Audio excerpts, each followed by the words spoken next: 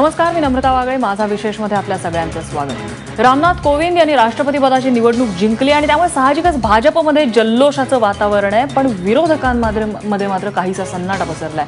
कारण अनेक राज्यांमध्ये मोठ्या प्रमाणात क्रॉस वोटिंग झालंय. दिल्लीमध्ये आपचे उमेदवार फुटलेले आहेत. गोव्यात काँग्रेसला 16 पैकी केवळ 11 मतं मिळालेली आहेत. गुजरातमध्ये भाजपला 16 मतं जास्त मिळालेली आहेत त्यांच्या एकूण संख्येपेक्षा. महाराष्ट्रातला विचार करायचा झाला तर मीरा कुमार यांना केवळ 77 मतं पडली आहेत आणि भाजपला त्यांच्या संख्येपेक्षा कितीतरी जास्त मतं मिळालेली आहेत. आता हे सगळं पाहता ही मतं फुटली आहेत ती नेमकी कोणाची फुटली आहेत? आणि त्यातही महाराष्ट्राचा जर विचार केला तर राष्ट्रवादीने आमच्या 41 पैकी 40 आमदारांनी मीरा कुमार यांना मतदान केलेलं आहे. एक जण जे फुटलेले आहेत ते रमेश कदम, त्यांनी कॅमेरावरच सांगितलं होतं की मी बीजेपीला मतदान केलेलं आहे. त्यामुळे काँग्रेसने आता आपली मतं फुटली कशी हे बघावं असा टोला राष्ट्रवादीच्या सुनील तटकरे, त्यांचे प्रदेशाध्यक्ष आहेत, त्यांनी लगावलेला आहे. त्यामुळे आता काँग्रेसमधले हे फुटीर कोण आहेत आणि पक्षावर नाराज होऊन रामनाथ कोविंद यांना कुणी मतदान केलंय याची झाडाझडती काँग्रेसला घ्यायला लागणार आहे. आणि या सगळ्यामध्ये एक गोष्ट आणखीन विसरून चालणार नाही, ते म्हणजे इथे संख्या एक मॅजिक फिगर क्रिएट होतीये. 208 मतं जी एनडीएच्या उमेदवार म्हणजे कोविंद यांना मिळालेली आहेत त्यामधनं शिवसेनेची जर 63 मतं वजा केली तर फिगर होते 145, जी महाराष्ट्रामध्ये सत्तेत राहण्यासाठी आवश्यक असलेली फिगर आहे. त्यामुळे या दृष्टीने सुद्धा आपल्याला विचार करायला लागणार आहे की शिवसेनेची बार्गेनिंग व्हॅल्यू कमी झालेली आहे का. मला सुरुवातीलाच जायचंय प्रताप आसबे यांच्यासोबत. आपल्या चर्चेत ते सहभागी होत आहेत, राजकीय विश्लेषक प्रताप आसबे. त्याचबरोबर भाजपची बाजू मांडतील माधव भंडारी, त्यांचे मुख्य प्रवक्ते आहेत. पुण्याहून रत्नाकर महाजन, काँग्रेसचे प्रवक्ते या चर्चेमध्ये सहभागी होत आहेत. आणि औरंगाबादहून डॉक्टर भालचंद्र कांगो, कम्युनिस्ट नेते, या चर्चेमध्ये आपली मतं मांडतील. आसबे सर, राजकीय अर्थ कसा लावायचा या सगळ्या आकडेवारीचा? एक आहे की या निवडणुका ज्या असतात की ज्या सतत विवेक बुद्धीवर अवलंबून असतात, किंवा ज्याचं मतदान पक्षाला किंवा दाखवण्याची काही हे नसते, अशा ह्याच्यामध्ये बऱ्याच वेळा काय असतं की सत्ताधारी पक्ष जो असतो त्या सत्ताधारी पक्षाच्या बाजूने लहान लहान छोटे छोटे पक्ष जे असतात ते सगळे उभे राहतात, अधिकृतपणे किंवा अनधिकृतपणे. शिवाय अपक्षही त्यांच्या बाजूला जातात. म्हणजे लहान पक्षांमधला एखादाच अपवाद असा असतो की जो कम्युनिस्टांचा सारखा असतो की त्यांची ठरलेली भूमिका जी असते त्या पलीकडे ते कधी जात नाहीत. पण बाकीच्यांचं असं नसतं, छोटे छोटे पक्षांचं. त्यामुळे साधारणतः सत्ताधारी जर मजबूत असतील तर त्याच्या बाजूने ते जातात. असं एक आजपर्यंत हे आहे. पूर्वी ते काँग्रेसची सत्ता होती तेव्हा काँग्रेसच्या बरोबर जायचे, आता हे यांच्या बरोबर गेलेले आहेत. आता हा एक भाग झाला. आणि दुसरा भाग असा आहे की संबंध ह्याचा जर विचार केला, म्हणजे महाराष्ट्राच्या बाहेरचा जर विचार केला तर काँग्रेसला म्हणजे जी काही मतं इकडे तिकडे होत आहेत याचा त्यांना विचार करावा लागेल. आणि अपोजिशनची युनिटी जी आहे ती युनिटी कशी बांधायची याच्या रणनीतीबद्दलही साधारणतः त्यांनी एक साकल्याने विचार करण्याची गरज आहे असं मला वाटतं. बरं, आपल्यासोबत डॉक्टर रत्नाकर महाजन आहेत. महाजन सर, आपण बाहेरच्या राज्याबद्दल नंतर बोलूया. महाराष्ट्रापुरता जर विचार करायचा झाला तर महाराष्ट्रामध्ये काँग्रेस आणि राष्ट्रवादी दोघांचे मिळून जवळपास संख्या होते 83-84 संख्या होते. त्यापैकी फक्त 77 मतं मिळत आहेत. आणि राष्ट्रवादीने त्यामध्ये सांगितलं की आमचं एकच मत फुटलं, बाकीची सगळी काँग्रेसची फुटलेली आहेत. काँग्रेस म्हणजे कोण असा नाराज गट आहे काँग्रेसमधला जो भाजपशी जवळीक साधतोय?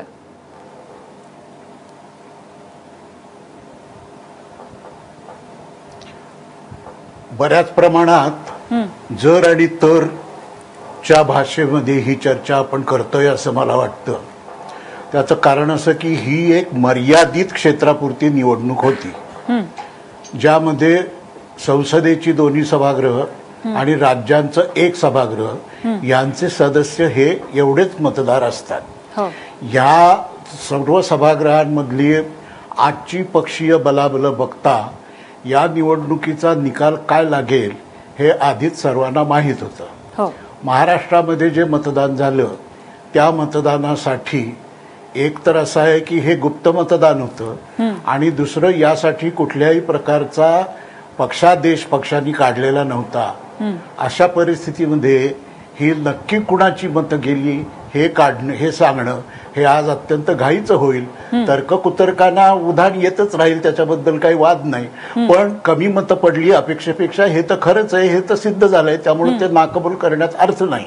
आता हेच सगळी परिस्थिती लक्षात घेता ही सबंध देशभर झालेली निवडणूक असल्यामुळं अखिल भारतीय काँग्रेसचे संबंधित निर्णय प्रक्रियाप्रमाणे त्यांचे जे काही फोरम आहेत त्या फोरमवर या प्रकारची समीक्षा होईल आणि त्यानंतर त्याबद्दल काय करायचं याबद्दलचा पक्षांतर्गत निर्णय होईल.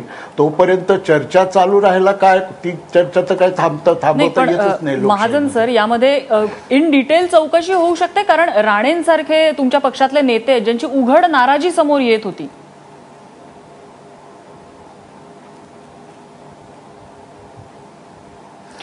इन डिटेल म्हणजे काय, हे काय कोर्ट नाही किंवा तिथे या बाजूचे साक्ष पुरावे त्या बाजूचे साक्ष पुरावे असं काही नाहीये. हे काही गुन्हेगारी स्वरूपाचं कृत्य नाही, सामान्य गुन्हेगारी स्वरूपाचं कृत्य नाही. त्यामुळे कोर्टातल्या सुनावणीप्रमाणे कुठल्याच पक्षात कधी सुनावणी होत नसते. पण एकूण राजकीय वातावरण, त्या वातावरणाचा झालेला परिणाम आणि इथून पुढं असं घडू नये. आता लगेच उपराष्ट्रपती पदाची निवडणूक आहे, याही संदर्भात काय करायचं याची पण काळजी घ्यावी लागेल, दक्षता घ्यावी लागेल.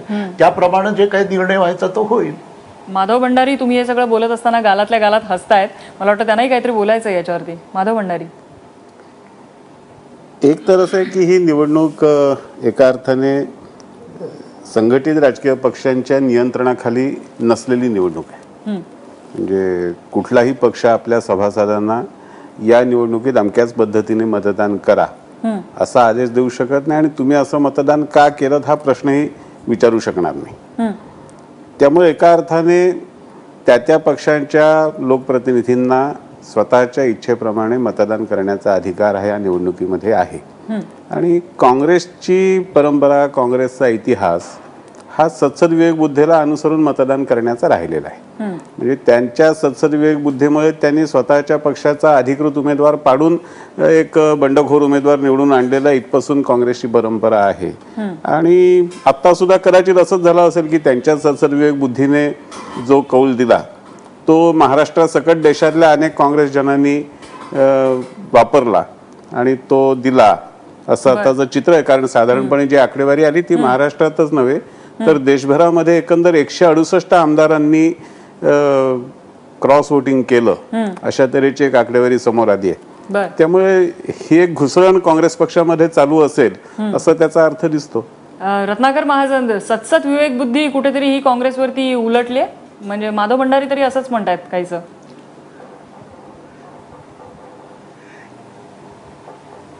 काँग्रेस पक्षाची अडचण आणि गंमत अशी आहे की या पक्षाच्या इतिहासाबद्दल आणि परंपरेबद्दल या पक्षाच्या बाहेरच्या लोकांचं ज्ञान फार सखोल असतं.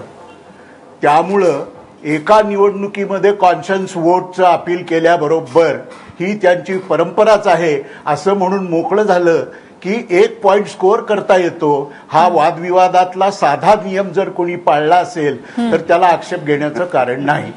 यावेळी सुद्धा आपल्याला जर आठवत असेल तर मगाशी सांगितल्याप्रमाणे राष्ट्रपती पदाची निवडणूक ही अतिशय एका वेगळ्या पातळीवरची आणि अतिशय सॉलेम स्वरूपाची निवडणूक असते. त्यामुळंच कुठलाही पक्ष आपल्या सदस्यांना पक्षादेश काढत नाही.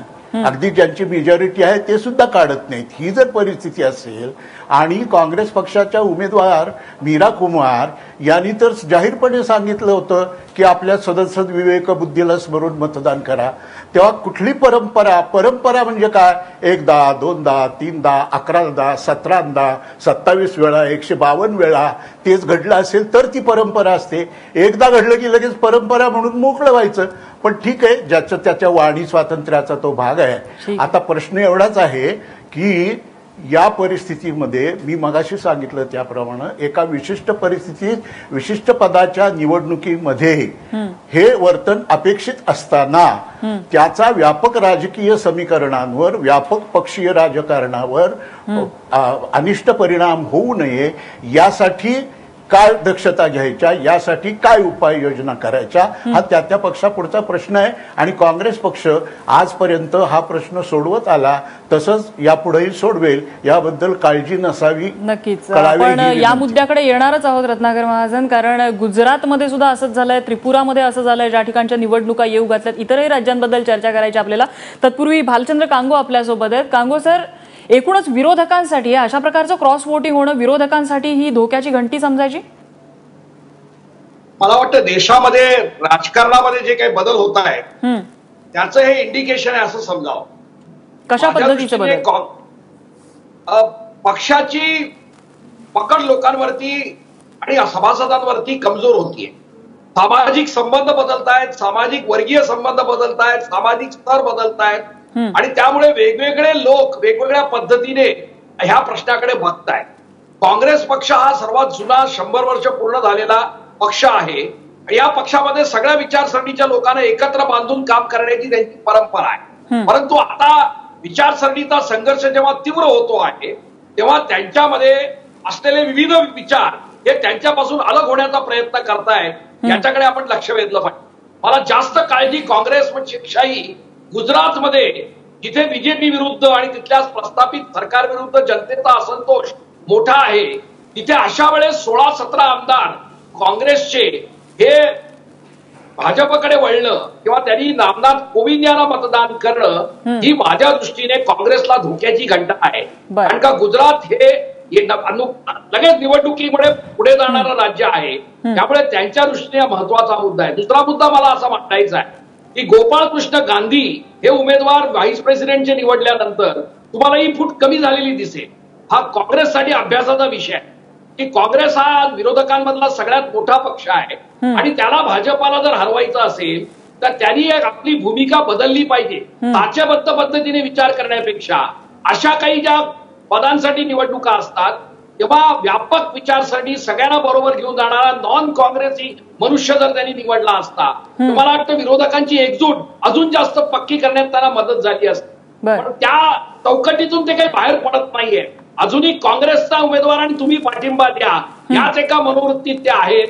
ही विरोधकांसाठी मोठी अडचण ठरणार आहे पुढच्या निवडणुकीत असं मला वाटतं. नक्कीच आपल्याला इतर राज्यांचा अनालिसिस सुद्धा करायचा. मात्र राज्यातला एक थोडासा आकडेवारीचा एक छोटासा अनालिसिस आपण करूया आणि पुढे जाऊया. माधव भंडारी, गमतीचा भाग यामध्ये असा आहे, म्हणजे आपण किती ते सिरियसली घ्यायचं ते पाहूया. 208 मतं कोविंद यांना मिळालेली आहेत. त्यामधनं शिवसेनेची 63 मतं वजा केली की संख्या होते 145, जी योगायोगाने म्हणा महाराष्ट्रातल्या सत्तेत राहण्यासाठी लागणारी मॅजिक फिगर आहे.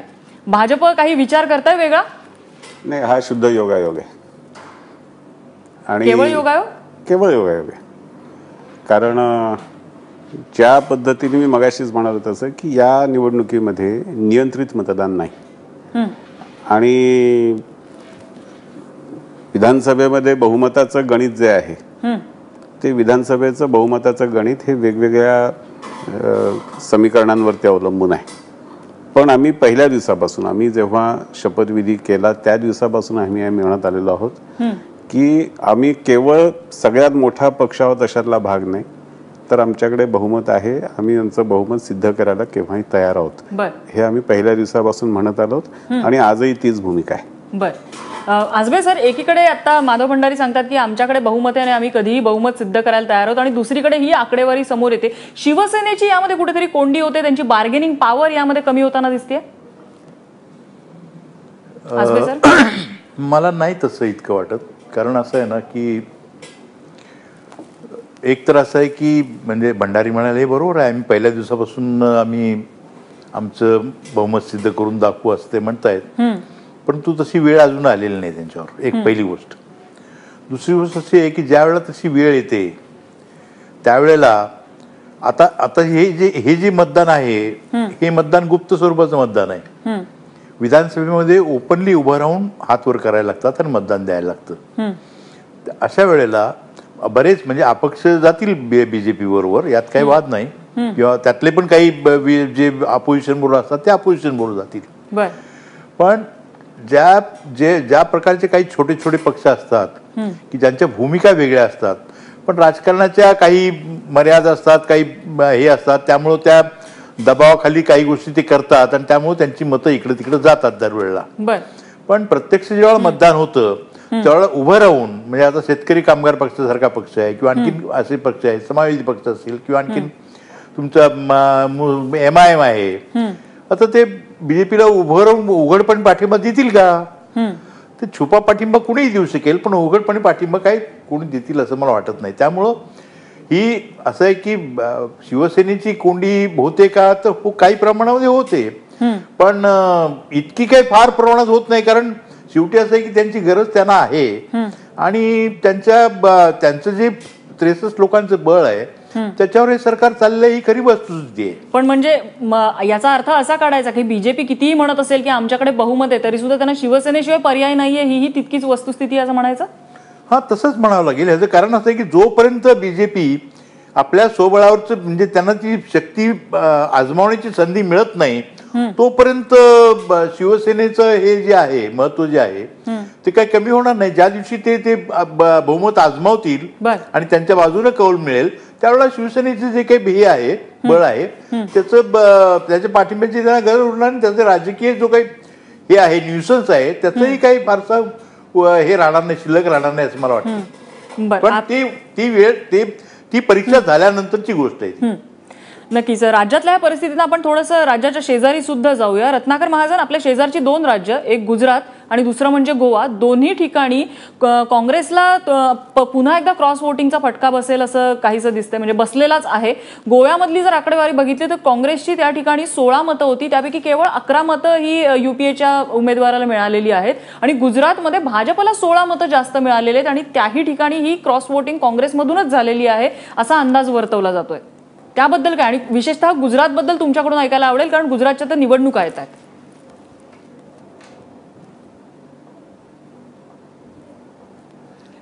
आपण म्हणल्याप्रमाणे गुजरातमध्ये डिसेंबरच्या दरम्यान केव्हा तरी निवडणुका होतील, त्यामुळे तिथल्या पक्षस्थितीबद्दल अधिक खबरदारी घ्यावी लागेल, अधिक काळजी घ्यावी लागेल, हे खरंच आहे. या निवडणुकीमध्ये मी मगाशी म्हटल्याप्रमाणे पक्षादेश नसल्यामुळं काय त्याचे परिणाम झाले काय नाही याचा सुद्धा विचार करावा लागेल. पण कुठलाच पक्षादेश या निवडणुकीसाठी देत नाही हेही तितकंच खरं आहे.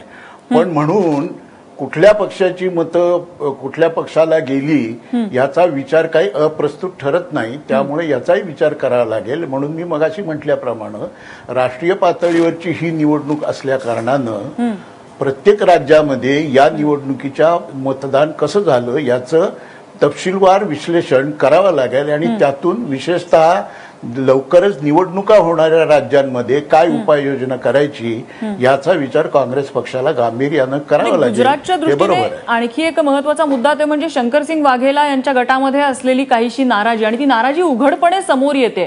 म्हणजे जसं आता भालचंद्र कांगोनी सांगितलं की जनतेमध्ये तो अँटी इन्कम्बन्सी फॅक्टर जास्त आहे, मात्र तरी सुद्धा इथे ही नाराजी थेट समोर येते. महाजन सर,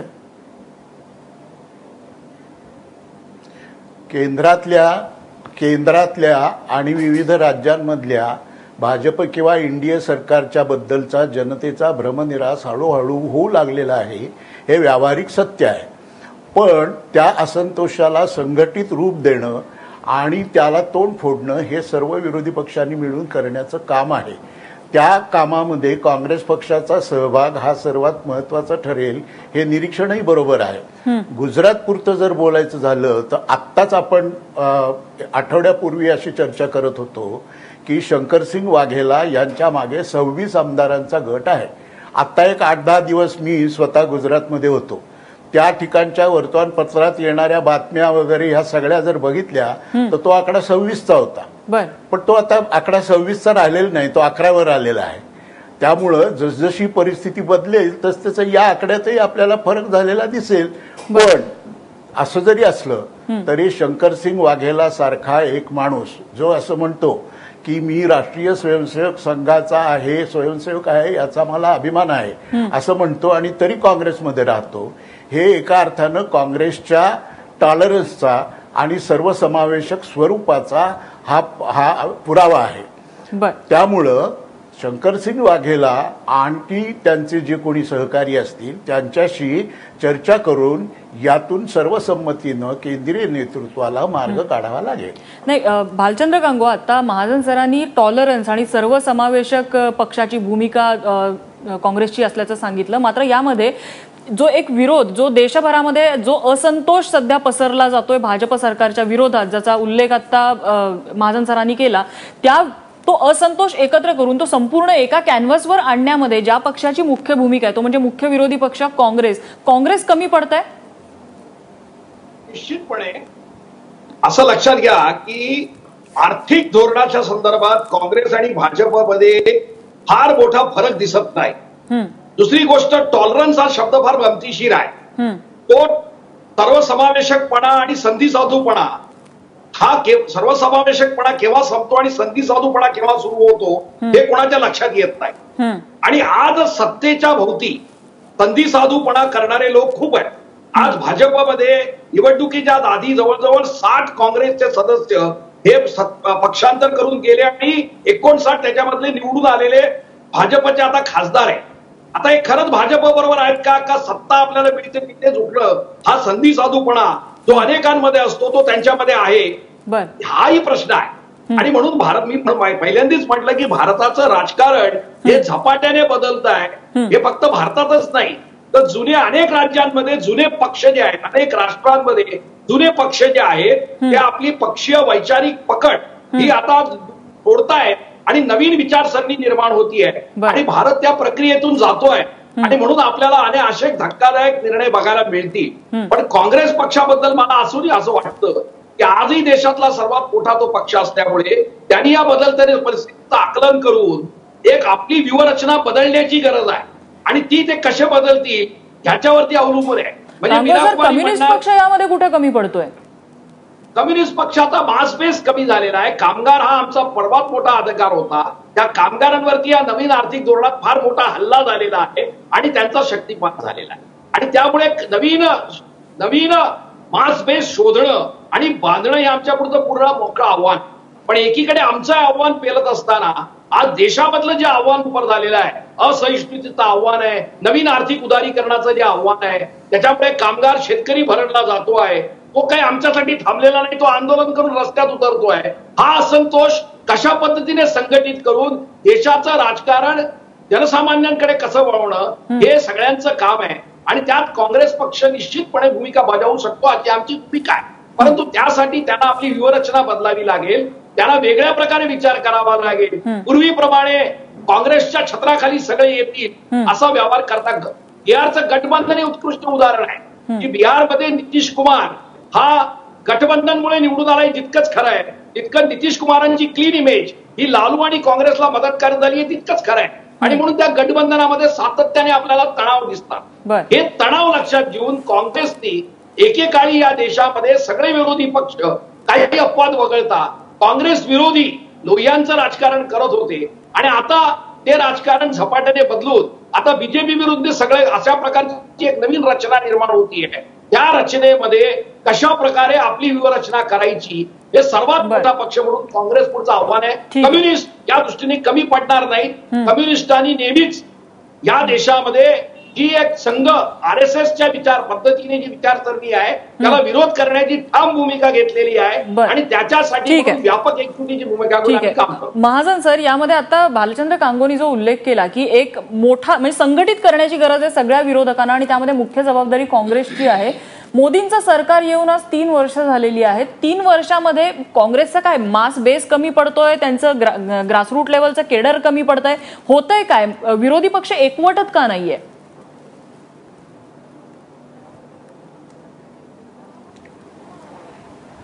प्रश्न जितका सोपा आहे तितकंच त्याचं उत्तर गुंतागुंतीचं आहे.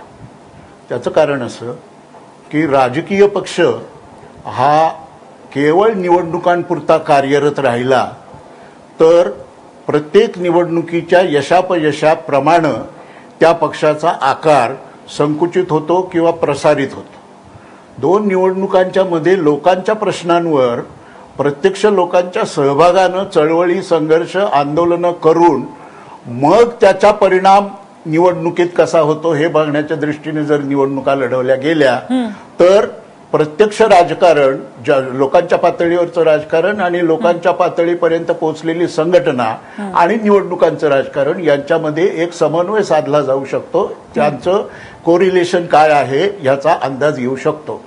गेल्या काही वर्षात आपल्या देशातल्या राजकारणाचं स्वरूप इतकं बदललेलं आहे की हळूहळू सत्तेच्या आधारे आम्ही लोकांच्या जीवनात परिवर्तन घडवून आणू, त्यामुळं लोकांनी फक्त आम्हाला मतं द्यावीत आणि नंतर आम्हाला जे काय करायचं ते आम्ही करू अशी सर्व पक्षांची धारणा झाली आहे का काय अशी शंका येण्याजोगी आज परिस्थिती आहे.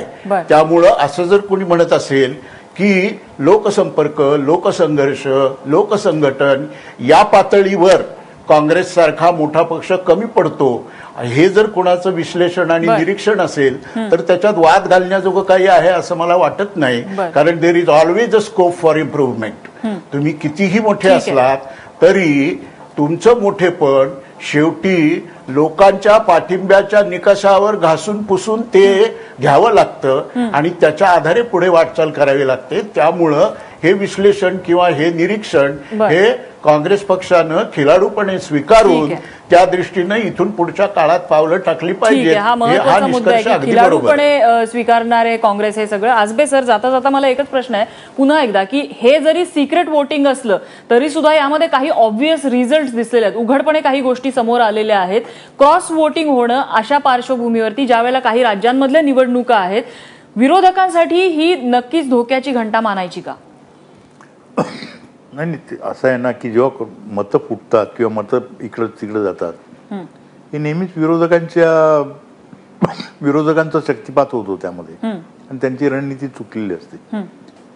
आणि सत्ताधारी वर्ग जो असतो तो त्यांनी प्रलोभन असतील किंवा आणखीन काय असेल किंवा या सगळ्या बाबतीमध्ये त्यांचं जे काही राजकारणाचं स्पिअर आहे, त्यांचा जो दबाव आहे त्याला बळी पडतात असं दिसतंय या सगळ्या ह्याच्यामध्ये.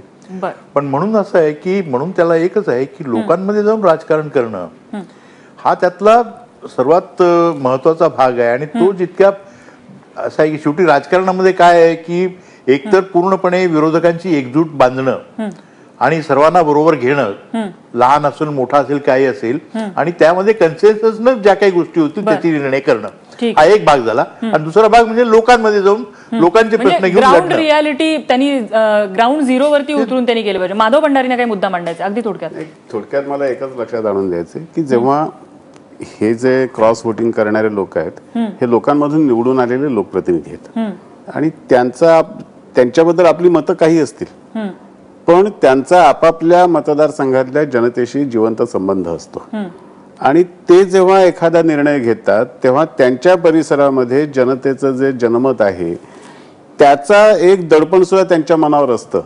त्यामुळे आपण किंवा बरेच वर्ग बरेच लोक जे अँटी इन्कम्बन्सीची चर्चा करतात त्यांच्यापेक्षा या लोकप्रतिनिधींचं आकलन वेगळं असल्याचा अर्थ आहे आणि त्यांचं आकलन हे वेगळ्या नेतृत्वापेक्षा मांडणी करणाऱ्या लोकांपेक्षा त्यांचं आकलन वेगळं आहे आणि हे गेली 3 वर्ष सातत्याने वेगवेगळ्या निवडणुकांमधून सिद्ध झालेलं आहे. नक्कीच एक गोष्ट यामध्ये नक्की आहे की क्रॉस वोटिंग झालेलं आहे आणि बरंचसं यामध्ये काँग्रेससाठी जो मुख्य विरोधी पक्ष आहे त्यांच्यासाठी ही अलार्मिंग गोष्ट आहे. कारण आपलं मत रामनाथ कोविंद यांच्या पारड्यात टाकून असे कोण लोक आहेत जे मोदींची जवळीक साधायचा गुप्तपणे प्रयत्न करतायत हे त्यांचा शोध घेणं गरजेचं आहे. कारण ग्रासरूट लेवलवरती काँग्रेस जेव्हा जाईल त्यावेळेला ही रियालिटी कुठेतरी लक्षात येईल आणि याचा देशातला विरोधी पक्ष टिकवायचा असेल तर या सर्वात मोठ्या पक्षालाच यामध्ये इनिशिएटिव्ह घेऊन सगळ्यांची एकत्र मोठ बांधणं गरजेचं आहे. आपण भाजपचं अभिनंदन करूया, माधव भंडारी यांचं अभिनंदन करूया की एनडीएचा उमेदवार देशातला पुढचा राष्ट्रपती असणार आहे, 14वे राष्ट्रपती असणार आहेत त्यांचं.